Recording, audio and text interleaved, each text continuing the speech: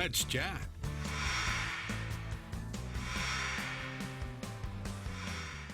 As we all fight the COVID-19 pandemic, there's one company in Tennessee that is stepping up and going above and beyond the call of duty. Joining us now is Larry Combs. Larry is the Senior Vice President and General Manager of the Jack Daniels Distillery. Larry, good morning. Good morning, Chip. You all have done something that I don't think you've done ever, and certainly not in recent years. You are devoting part of your operation to making hand sanitizer. Tell me about this. Yeah, that's right, Chip. So when this pandemic first started, number one priority is keeping our employees safe. And so we looked at making hand sanitizer that we could give to our employees, our retirees, and folks around Lynchburg. And as this continued and it became clear how much a shortage was, we really looked at the opportunity of how we could set aside part of our capacity and do more and dedicate that capacity to making high-proof alcohol for hand sanitizer production. So basically working with other people that can make much more than we could.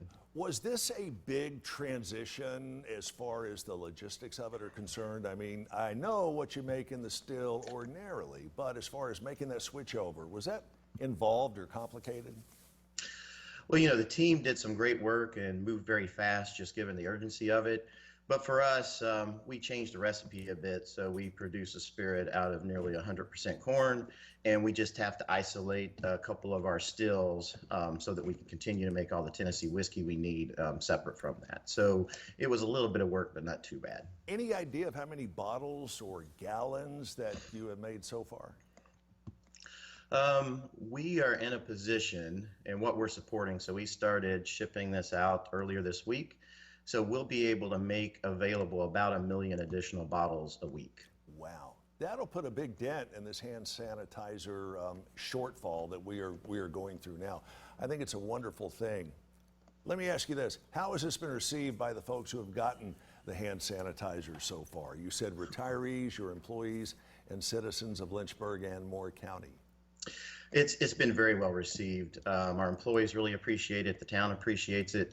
But in addition to that, over the last couple of weeks, we've actually donated hand sanitizer to more than 200 different groups and organizations. So essentially every police department, fire department in the area, nursing homes, all the hospitals, just doing everything we can to help. So we've set up a separate area that our employees, and they're excited and happy to do it. So we set up basically a drive-by center that folks that need the hand sanitizer can come through and pick it up. So it's not a big stretch to say that conceivably what you're making there during this COVID-19 pandemic saves lives. I think it certainly helps, and it certainly helps keep people that are working hard on the front line safer, for sure. And you are still continuing to make the best whiskey in the world right there in Lynchburg. And I know that that process continues, and I'm sure your employees are taking even more safety precautions to protect themselves. They absolutely do. So we do everything that the CDC recommends and more, so the social distancing being the most important.